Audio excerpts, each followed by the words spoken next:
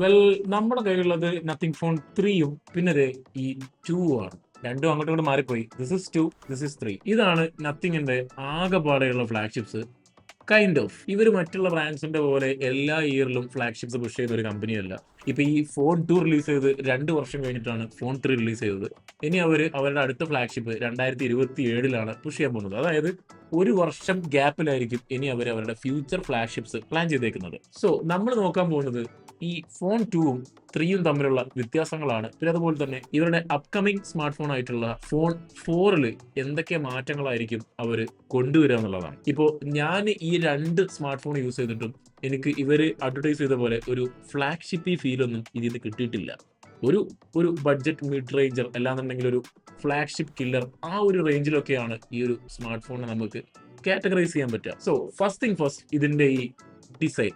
ഇപ്പോ ഈ phone 2ലുള്ളത് glyph lights ആണ്. ഇത് ഇവരുടെ ഫോൺ 1ന്റെ സെയിം ഡിസൈൻ എസ്തെറ്റിക് തന്നെയാണ്. അപ്പൊ ഈ ഫോൺ 3ൽ വന്നിട്ടുള്ള വലിയ മാറ്റങ്ങളൊന്നും അവർ ഈ ഫോൺ 2ൽ കൊണ്ടുവന്നിട്ടില്ല. സേഫർ അപ്രോച്ച് ആണ് ഇവിടെ നടത്തിയിരിക്കുന്നത്. പിന്നെ അതുപോലെ തന്നെ ഈ ഒരു ഗ്ലിഫ് മെട്രിക്സ് വലിയ രീതിയിൽ ഫങ്ഷണൽ ആയിട്ടുള്ള ഒരു സംഭവമല്ല. ഇതിലുള്ള പ്രധാന ഉപയോഗങ്ങൾ എന്താണെന്ന് വെച്ചിട്ടുണ്ടെങ്കിൽ, ഇപ്പൊ നമ്മൾ ഫോൺ ഫ്ലിപ്പ് ചെയ്ത് വെച്ചിട്ടുണ്ടെങ്കിൽ എസെൻഷ്യൽ നോട്ടിഫിക്കേഷൻ കാണാം, പിന്നെ അതുപോലെ പ്രോഗ്രസ് ബാർ കാണാം, ബാറ്ററി പെർസെന്റേജ് നമുക്കൊന്ന് ഷെയ്ക്ക് ചെയ്തിട്ടുണ്ടെങ്കിൽ കാണാം. ഇങ്ങനെയൊക്കെയാണ് ഇതിന്റെ ഒരു യൂസ് കേസ് വരുന്നത്. അതായത് ഒരു മാസസിനെ അപ്പീൽ ചെയ്യാൻ മാത്രമുള്ള യൂസ് കേസസ് ഉണ്ടോ എന്ന് ചോദിച്ചാൽ ഇല്ല. എന്നാൽ ഒരു ഗിമിക്കി ആണോ എന്ന് വെച്ചാൽ അതുമല്ല.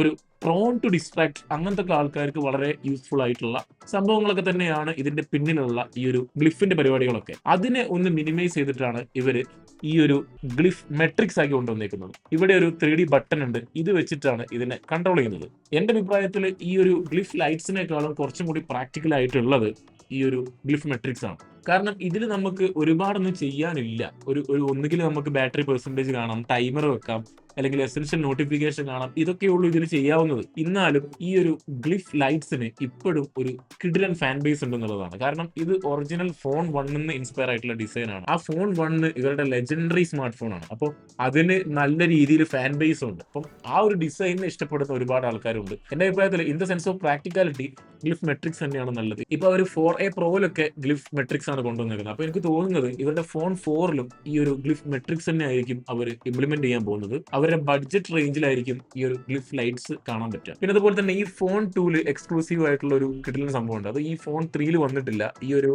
റിംഗ് ടോൺ കമ്പോസ് ചെയ്യാൻ പറ്റും. കണ്ടില്ലേ?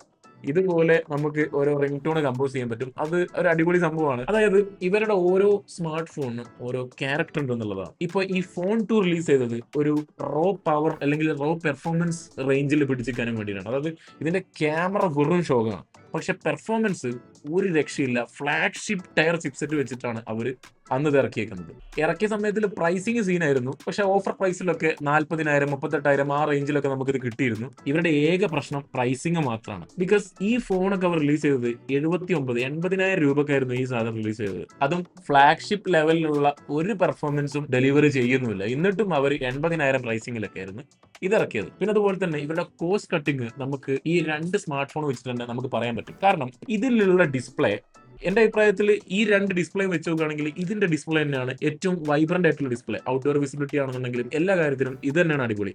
പക്ഷേ ഇതിൽ യൂസ് ചെയ്തേക്കുന്ന പാനൽ LTPO പാനലാണ്. ബാറ്ററി സേവ് ചെയ്യാനും വേണ്ടിയിട്ട് 1 ഹെഡ്സ് വരെ ഇതിന്റെ ഡിസ്പ്ലേക്ക് താഴാൻ പറ്റും. പക്ഷേ ഈ അണ്ണന് LTPS പാനലാണ്. 30 ഹെഡ്സ് വരെ താവുള്ളൂ.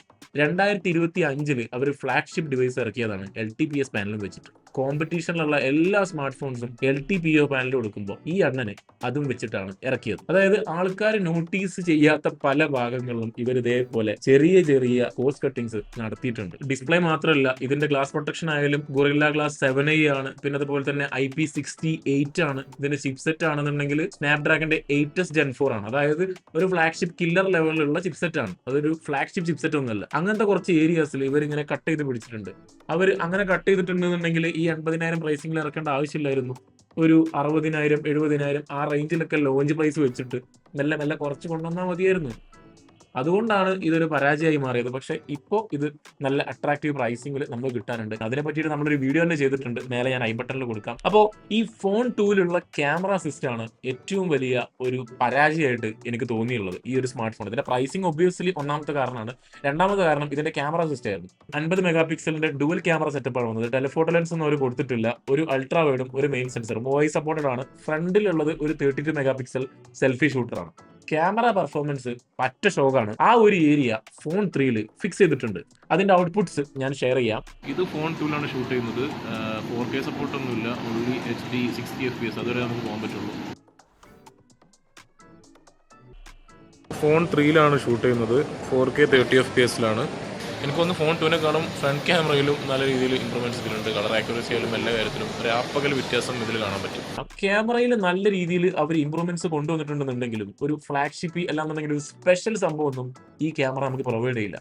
കുഴപ്പമില്ല, നമുക്ക് നല്ല വീഡിയോസ് ഷൂട്ട് ചെയ്യാം, ഒരു സോഷ്യൽ മീഡിയ റെഡി ആയിട്ടുള്ള ഫോട്ടോസ് ഒക്കെ എടുക്കാം. എന്നാലും ചെറിയ രീതിയിൽ ഇൻകൺസിസ്റ്റൻസി ഒക്കെ നമുക്ക് ഫീൽ ചെയ്യും. അതുപോലെ തന്നെ നമ്മൾ ഇതിന്റെ പെർഫോമൻസ് സൈഡ് ബൈ സൈഡ്, അതായത് നമ്മൾ ഇതിന്റെ GPU ലെവലിൽ ഇതിന്റെ തെർമൽ മാനേജ്മെന്റ് അതൊക്കെ നമ്മൾ നോക്കുമ്പോൾ എനിക്ക് ഒന്ന് കുറച്ചും കൂടി സ്റ്റേബിൾ ആയിട്ടുള്ളത് ഈ സാധനമാണ്. ഇതിന്റെ തെർമൽ മാനേജ്മെന്റ് ഫോൺ 3നെക്കാളും ബെറ്റർ ആണ്. ഞാൻ ഇതിൽ ആറ്റിറ്റ്യൂഡിന്റെ സ്ട്രെസ് ടെസ്റ്റ് ഒന്ന് ചെയ്ത് നോക്കി. ഒരു 45 മിനിറ്റോളം ഒരു ടെസ്റ്റ് ആണ്. അത് വളരെ സ്റ്റേബിൾ ആയിട്ട് ഇത് കംപ്ലീറ്റ് ചെയ്തു.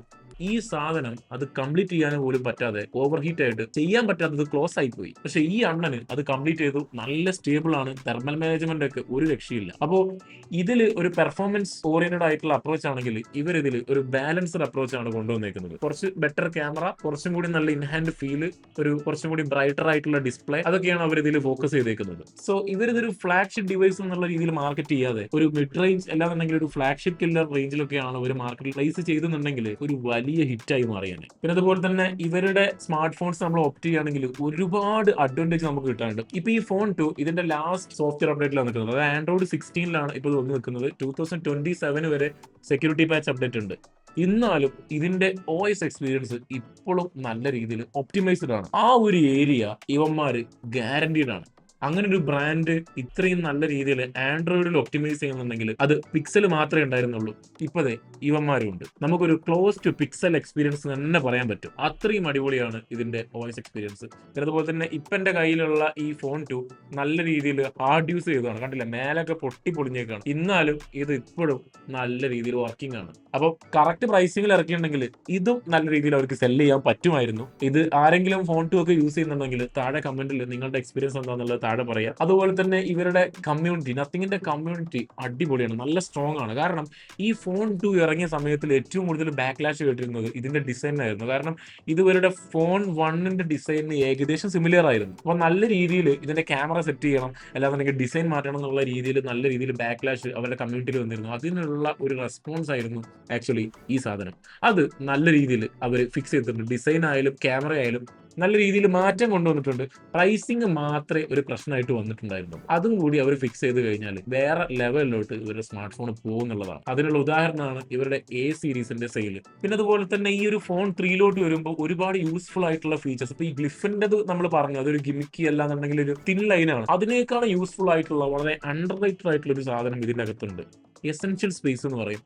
ഈ ഫോൺ 2ൽ അതില്ല. ഇപ്പൊ നമ്മൾ സോഷ്യൽ മീഡിയയിൽ വെറുതെ റീൽ കണ്ടുകൊണ്ടിരിക്കുകയാണ്. അപ്പൊ നമ്മളൊരു ഇവന്റ് നമ്മൾ കണ്ടു, അതിനെ നമുക്ക് ഒന്ന് നോട്ടിഫൈ ചെയ്യണം, അല്ലാന്നുണ്ടെങ്കിൽ ഒരു ടാസ്ക് ആയിട്ട് അല്ലെങ്കിൽ കലണ്ടറിൽ നമുക്ക് ഒരു ഇവന്റ് ആയിട്ട് ആഡ് ചെയ്യണം. വോയിസ് കമാൻഡ് കൊടുത്താൽ തന്നെ അതൊരു ഇവന്റ് ആയിട്ട് സെറ്റ് ചെയ്തോളും. ഒരു സ്ക്രീൻഷോട്ട് എടുത്തിട്ട് നേരെ അതിന്റെ ഇവന്റ് ഒക്കെ സെറ്റ് ചെയ്ത് അണ്ണനൊക്കെ സെറ്റ് ആക്കി തരും. എസെൻഷ്യൽ ആപ്പിൽ നേരെ കയറി നോക്കിയാൽ മതി. അത്രയും നല്ല അടിപൊളിയായിട്ടുള്ള ഫീച്ചറാണ്. അപ്പൊ അങ്ങനെയൊക്കെയാണ് ഈ ഒരു നത്തിങ്ങിന്റെ ഫ്ലാഗ്ഷിപ്സിനെ പറ്റി പറയാനുള്ളത്. ഞാൻ മനസ്സിലാക്കുന്നത് ഇവന്മാർക്ക് ഇംപ്രൂവ്മെന്റ്സ് കൊണ്ടുവരാൻ അറിയാം, നല്ല കിടിലൻ കമ്മ്യൂണിറ്റി ഉണ്ട്. ആകെ പ്രശ്നം എന്താണെന്ന് വെച്ചാൽ ഇവരുടെ സ്മാർട്ട് ഫോൺസിനെ കാറ്റഗറൈസ് ചെയ്യാൻ അറിയില്ല. ഇപ്പോൾ ഈ സാധനത്തിൽ മിഡ് റേഞ്ച് ചിപ്സെറ്റും വെച്ച് ഫ്ലാഗ്ഷിപ്പ് പ്രൈസിംഗിൽ ഇത് അവർ റിലീസ് ചെയ്തില്ലേ, അതന്നെ പോരെ. ഇതും അങ്ങനെയൊക്കെ തന്നെ ആയിരുന്നു അവർ റിലീസ് ചെയ്തത്. അപ്പോൾ അവരുടെ അടുത്ത ഫ്ലാഗ്ഷിപ്പ് ഒരു റിയൽ ഫ്ലാഗ്ഷിപ്പ് ആയിട്ട് അവർ ഇറക്കട്ടെ.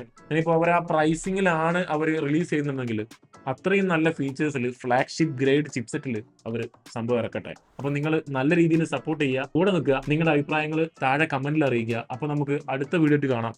Bye bye.